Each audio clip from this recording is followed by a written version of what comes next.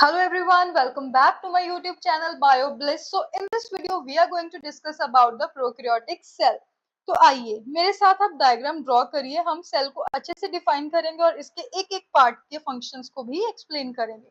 तो बेटा जो ये आपको आउटर लेयर दिख रही है, दिस इज नोन एज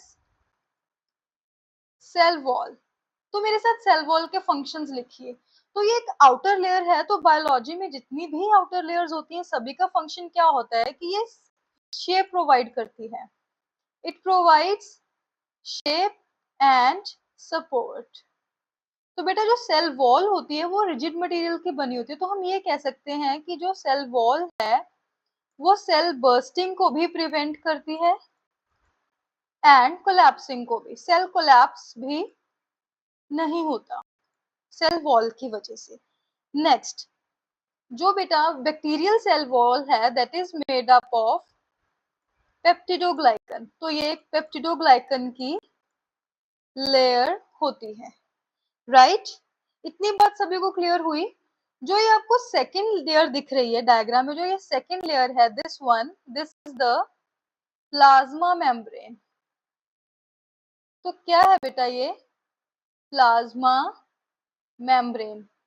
तो आइए मेरे फंक्शंस आइए प्लाज्मा मेम्ब्रेन के फंक्शंस लिखते हैं, ठीक है?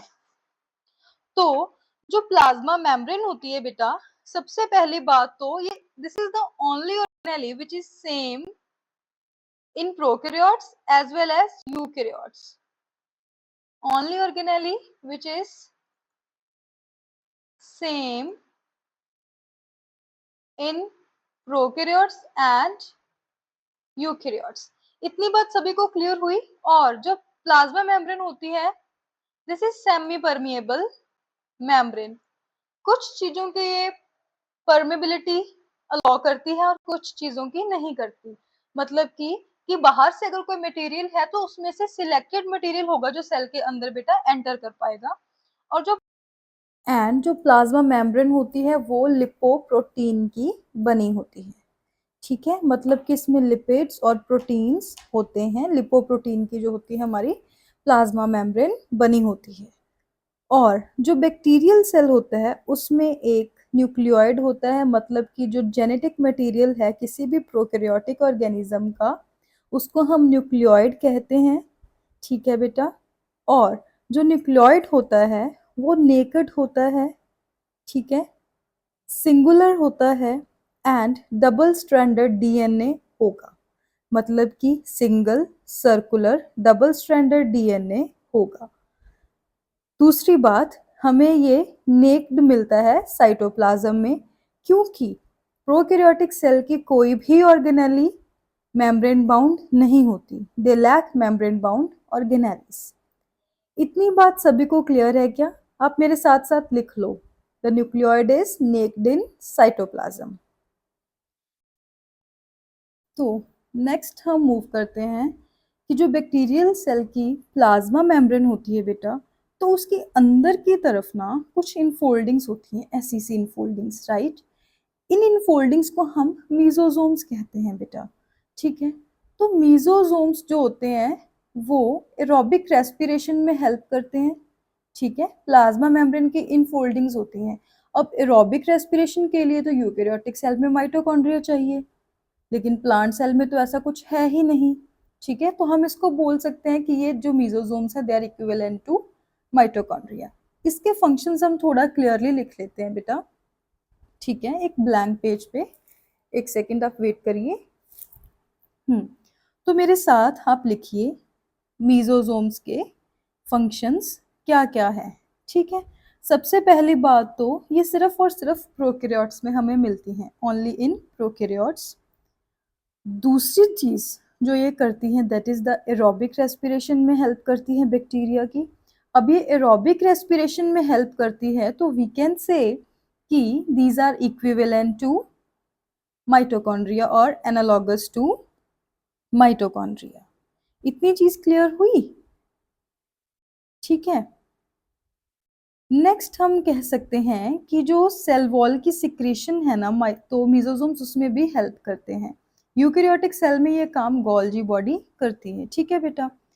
उसके बाद इसका एक और काम होता है, जो हमारी मीजोसोम्स होती हैं वो क्या करती हैं बेटा, डीएनए की रेप्लिकेशन करती हैं and its distribution to the daughter cell. इतनी चीज सभी को क्लियर हुई? ये हमारे मीजोसोम्स के कुछ फंक्शंस है, आपको ये लर्न कर लेने हैं। अब हम नेक्स्ट पार्ट पे मूव करेंगे, ठीक है? तो देखिए नेक्स्ट पार्ट कौन सा है, आइए मेरे साथ, एक सेकंड बस, 1 सेकंड। हाँ बेटा, तो नेक्स्ट आता है हमारे पास राइबोसोम्स, ठीक है? तो बैक्टीरियाज में राइबोसोम्स प्रेजेंट होते हैं, काम तो वो सेम ही करेंगे प्रोटीन सिंथेसिस का, लेकिन 70s राइबोसोम्स हमें मिलते हैं जो कि 50s प्लस 30s सब यूनिट में डिवाइड हो जाते हैं। अगर हम इनके साइज की बात करें तो जो राइबोसोम्स का साइज है दैट इज 15/20 नैनोमीटर। क्लियर है सभी को? और काम तो मैंने आपको ऑलरेडी बता दिया है कि these are the protein factories, proteins की ये सिंथेसिस करते हैं, ठीक है बेटा? अगर हम नेक्स्ट मूव करें तो नेक्स्ट देखिए, 1 सेकंड मुझे इरेज करने तो ऐसे हौच पौच खिचड़ी पक जाएगी, ठीक है? तो हम बिल्कुल साफ साफ सा डिस्कस करते हैं नेक्स्ट जो बैक्टीरिया सेल का पार्ट है। हम्म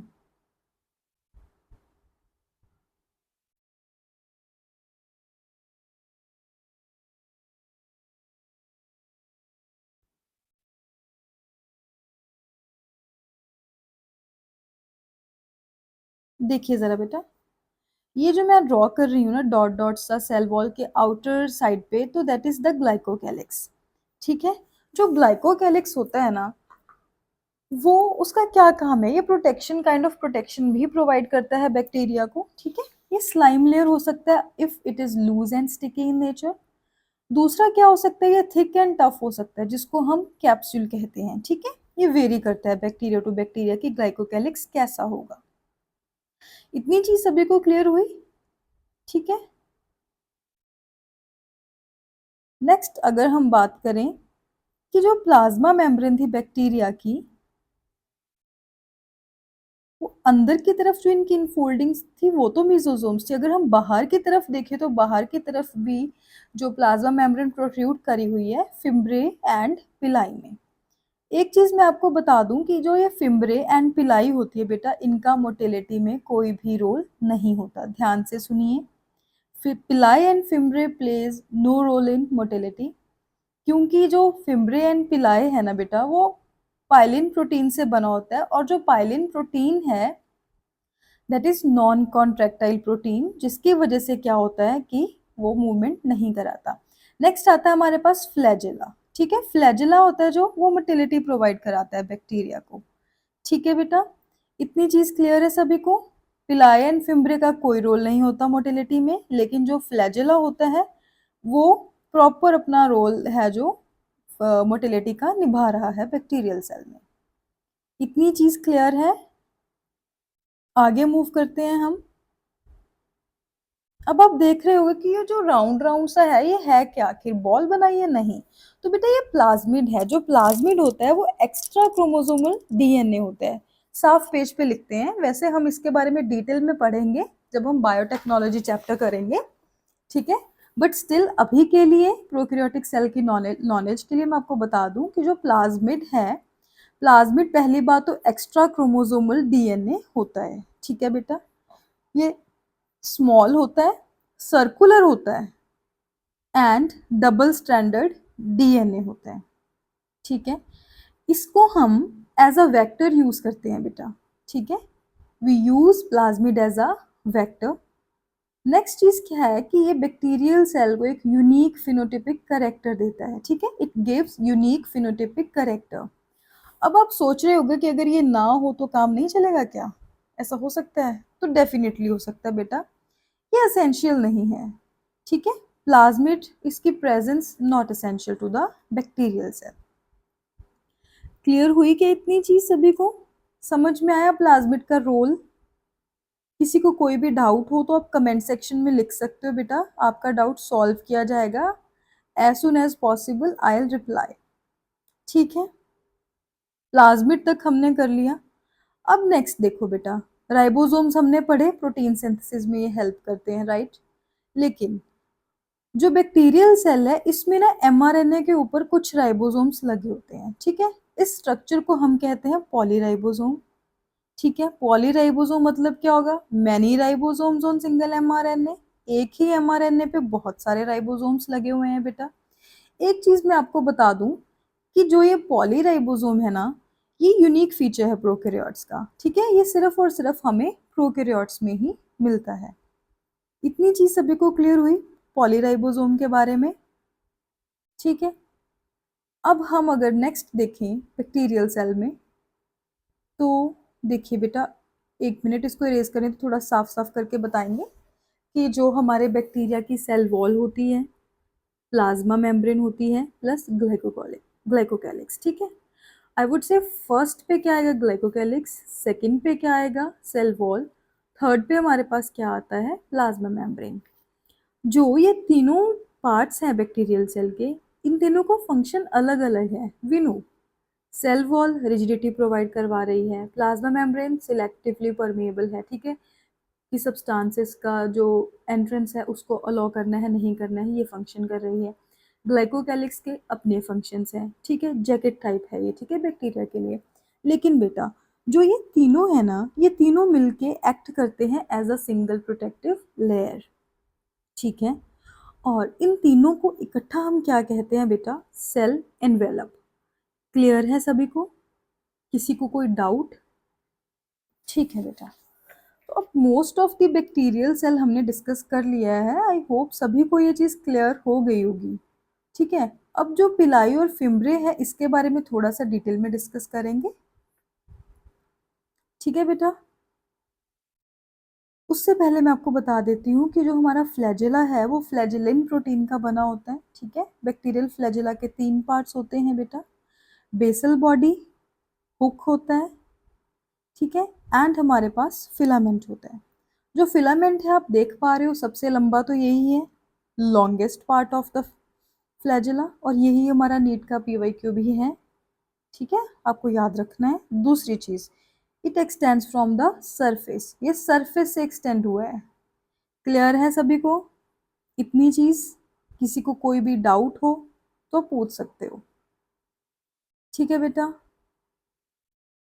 नेक्स्ट देखो, पिलाए और जो फिम्ब्रे है इसका जो डिफरेंस है वो क्या है, मैंने आपको पहले वैसे तो बता दिया कि इनका कोई भी रोल नहीं है मोटिलिटी में, ठीक है। हम इसको नेक्स्ट स्लाइड पे एक बार डिस्कस भी कर लेते हैं, ठीक है बेटा। पिलाई एंड फिम्ब्रे, ठीक है। अब देखो मैंने आपको ऑलरेडी बता दिया कि they have no role in motility, motility में इनका कोई रोल नहीं है। किस चीज के बने होते हैं ये, पाइलिन प्रोटीन के, they are made up of pilin protein, ठीक है। जो पाइलिन प्रोटीन है बेटा वो नॉन कॉन्ट्रैक्टाइल प्रोटीन होता है। कौन सा प्रोटीन होता है, non contractile protein, that's why it play no role in motility, ठीक है। तो इनका फंक्शन क्या है, क्यों ऐसे फालतू में प्रेजेंट है, नहीं, ये क्या करते हैं, बैक्टीरिया को अटैच करते हैं to the substratum, attachment to substratum, ये इनका फंक्शन है।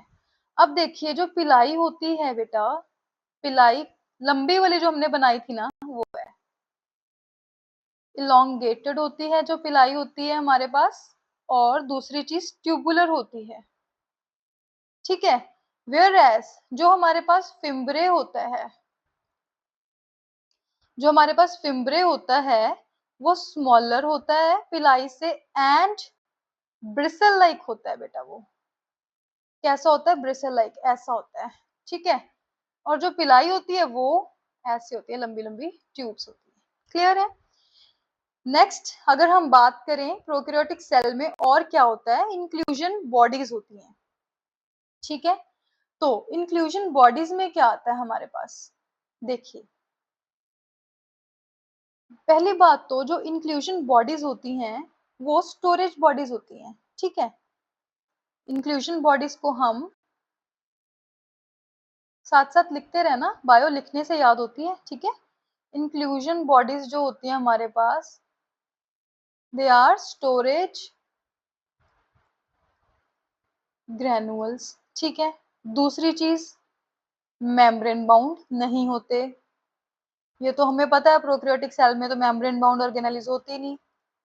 Inclusion bodies are also not membrane bound. They lie free in cytoplasm. अब आप लिखिए मेरे साथ कौन कौन सी होती हैं। First is the glycogen granules होते हैं हमारे पास, नाम से क्लियर हो रहा है, जो कि ग्लाइकोजन को स्टोर करेंगे। दूसरा हमारे पास आता है साइनोफाइशियन ग्रेनुअल्स। कौन से आते हैं? साइनोफाइशियन ग्रेनुअल्स। साइनोफाइशियन ग्रेनुअल्स क्या करेंगे? प्रोटीन्स को स्टोर करेंगे, दे स्टोर प्रोटीन्स। थर्ड हमारे पास आता है वॉल्यूटिन ग्रेनुअल्स। वॉल्यूटिन ग्रेनुअल्स क्या काम करते हैं? ये फॉस्फेट्स को स्टोर करते हैं, they store phosphates. I hope इतनी चीज सभी को क्लियर हो गई होगी। तो ये था हमारा प्रोकैरियोटिक सेल। नेक्स्ट हमारे पास क्या रहता है बेटा? ग्राम पॉजिटिव और ग्राम नेगेटिव की सेल वॉल वगैरह, ठीक है। तो उसको हम जो हम चैप्टर कवर करेंगे किंगडम मोनरा, तब हम करेंगे कंप्लीट बहुत ही अच्छे वे में, ठीक है। तो आइए मेरे साथ, या हम जब एनसीईआरटी सीरीज पढ़ेंगे तब भी हम उसको कर सकते हैं कवर, ठीक है। तो एनसीईआरटी की भी एक सीरीज होगी जिसमें हम एनसीईआरटी बुक को लाइन टू लाइन पढ़ेंगे, क्योंकि हाँ, तो बेटा हम देखेंगे अब डायग्राम टिपिकल जो हमारा प्रोकैरियोटिक सेल होता है।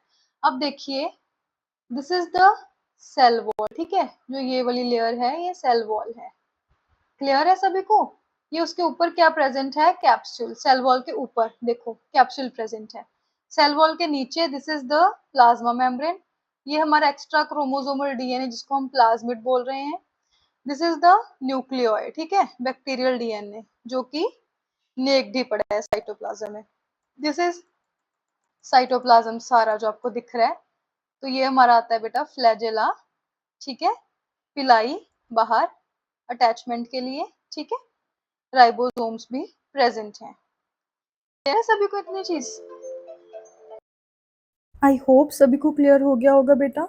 तो नेक्स्ट वीडियो में हम कवर करेंगे यूकैरियोटिक सेल की organelles. Stay tuned and subscribe my channel please.